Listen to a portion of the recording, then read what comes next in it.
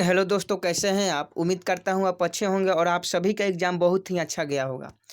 आज SSC CHSL का exam था और दूसरा शिफ्ट हो चुका है। 20 शिफ्ट अभी अभी जस्ट ख़त्म हुआ है और जैसे ही ख़त्म हुआ है वैसे ही हमारे पास क्वेश्चन आने शुरू हो गए हैं। जो भी क्वेश्चन जीके जीएस रीजनिंग या इंग्लिश के हमारे पास आए हैं वो सभी क्वेश्चन आपको इस वीडियो में हम बताने वाले हैं। तो अगर आपका भी एग्ज़ाम आने वाले दिनों में है तो आपके लिए यह वीडियो बहुत ही महत्वपूर्ण है। आपको यह जानना जरूरी है कि कितने क्वेश्चन करेंट अफेयर्स के आ रहे हैं, कितने महीने पीछे के करंट अफेयर्स पूछा जा रहा है, कौन कौन से टॉपिक से एग्जाम में आपके क्वेश्चन पूछा जा रहा है। तो आप इस वीडियो में शुरू से लेकर अंत तक बने रहिएगा। वीडियो पसंद है तो वीडियो को लाइक जरूर कीजिएगा और जो लोग चैनल पर नए हो चैनल को सब्सक्राइब जरूर कर लेंगे। तो चलिए आज के 20 शिफ्ट में जो भी आपके क्वेश्चन पूछे गए थे वह आपको हम बता देते हैं। क्वेश्चन पूछा गया था आज के 20 शिफ्ट में कि कैबिनेट मिशन के अध्यक्ष कौन थे। कैबिनेट मिशन के अध्यक्ष कौन थे? Pethick Lawrence. पैथिक लॉरेंस जो थे वह कैबिनेट मिशन के अध्यक्ष थे। अगला क्वेश्चन पूछा गया था राजगृह का निर्माण किस शासक ने करवाया था। राजगृह का निर्माण किस शासक ने करवाया था? तो इसका राइट आंसर बिंबिसार हो जाएगा। बिंबिसार ने राजगृह का निर्माण करवाया था। तो बिंबिसार इस प्रश्न का बिल्कुल करेक्ट आंसर हो जाता। अगला प्रश्न पूछा था खिलजी वंश की स्थापना किसने की। तो जलालुद्दीन फिरोज शाह खिलजी। फिरोज खिलजी, जलालुद्दीन फिरोज खिलजी ने खिलजी वंश की स्थापना की।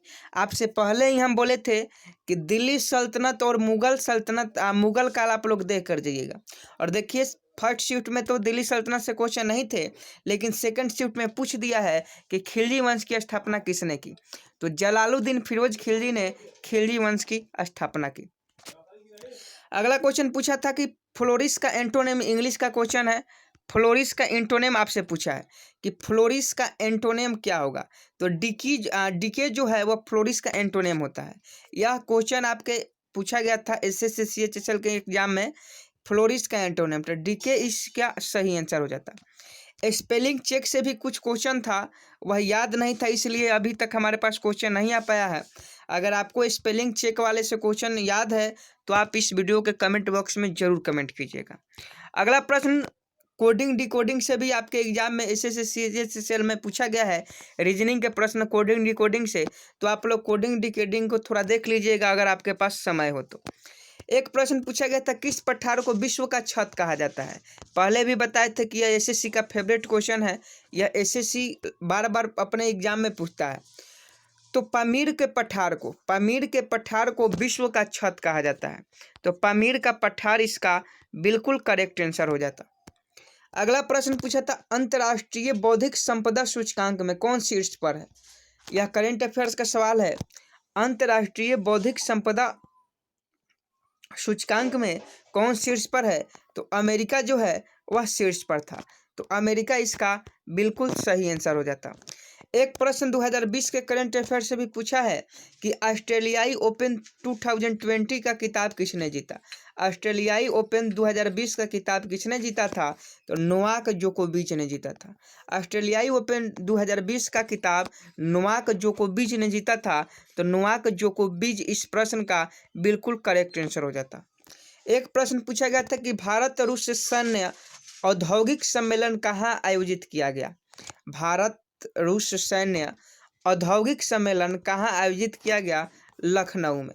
लखनऊ में भारत रूस सैन्य औद्योगिक सम्मेलन आयोजित किया गया। तो लखनऊ इस प्रश्न का बिल्कुल करेक्ट आंसर हो जाता।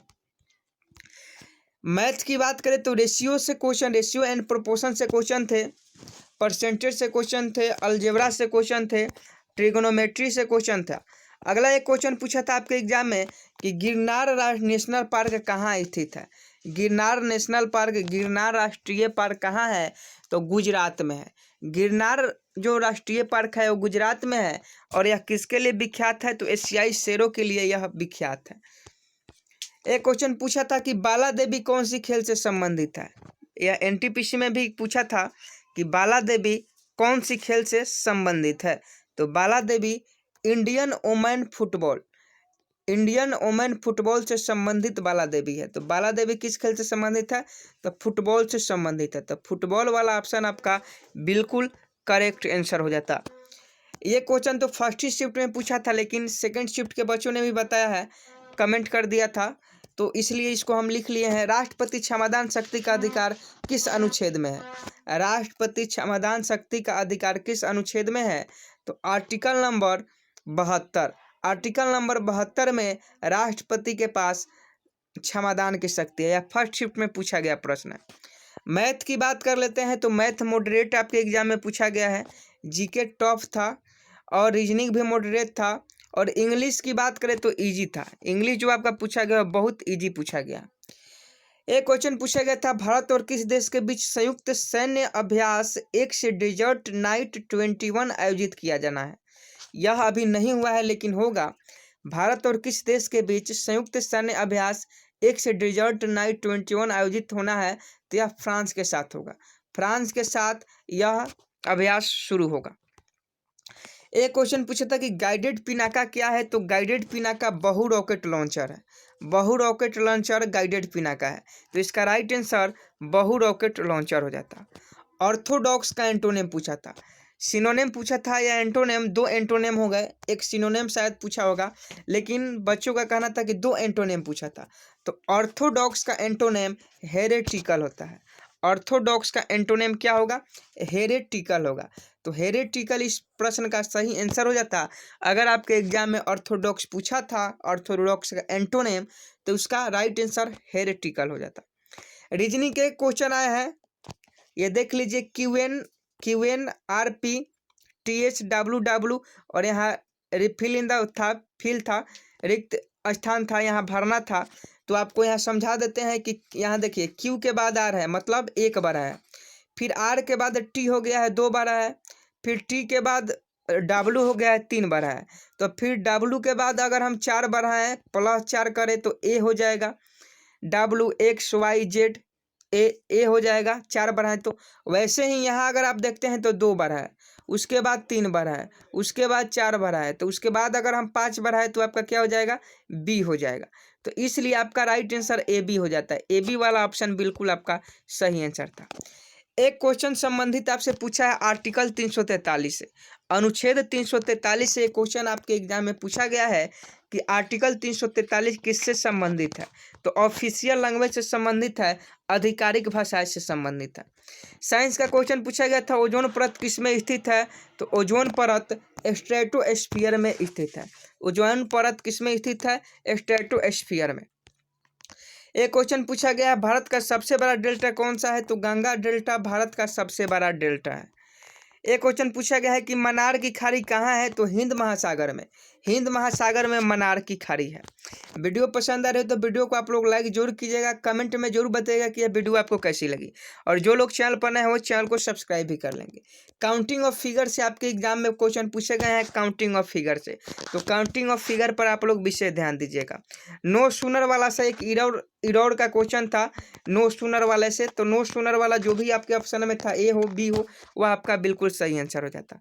एक क्वेश्चन पूछा था, विद्युत उपकरणों में मिश्र धातु का उपयोग होता है। यहाँ क्वेश्चन पूछा था कि विद्युत उपकरणों में किस मिश्र धातु का उपयोग होता है? तो निकोम मिश्र धातु का उपयोग होता है। विद्युत उपकरणों में मिश्र धातु का उपयोग निकोम के द्वारा होता है। एलसीएम एचसीएफ से एक क्वेश्चन थे, परसेंटेज से भी एक क्वेश्चन थे, वर्क एंड टाइम से भी एक क्वेश्चन पूछा गया था। एक क्वेश्चन पूछा था ग्लोबल क्लाइमेट रिस्क इंडेक्स 2020 से पूछा था क्वेश्चन। तो ग्लोबल क्लाइमेट रिस्क इंडेक्स में भारत का स्थान 7वें नंबर पर था। हो सकता है भारत का स्थान ही पूछा हो, क्योंकि फर्स्ट शिफ्ट में ग्लोबल हंगर इंडेक्स से पूछा था, उसमें भारत 94वें नंबर पर था, और यह पूछा है सेकंड शिफ्ट में तो 7वें स्थान इसका बिल्कुल सही आंसर हो जाता। एक पूछा था कि गर्म करने पर चालक का प्रतिरोध घटता है, शायद ऑप्शन बी में था, तो ऑप्शन बी इस प्रश्न का सही आंसर हो जाता। अगर कुछ क्वेश्चन आपको याद हो तो आप हमारे साथ शेयर कर सकते हैं, कमेंट बॉक्स में जाइए और वहाँ कमेंट कीजिए, हमारे साथ क्वेश्चन को शेयर कीजिए। उम्मीद करता हूँ आप सभी बातों को समझ गए होंगे, वीडियो आपको पसंद आई होगी। वीडियो पसंद आई होगी तो वीडियो को आप लोग लाइक जरूर कीजिएगा। जो लोग चैनल पर नए हो चैनल को सब्सक्राइब कर लेंगे। मिलते हैं नेक्स्ट वीडियो में, तब तक के लिए जय हिंद जय भारत।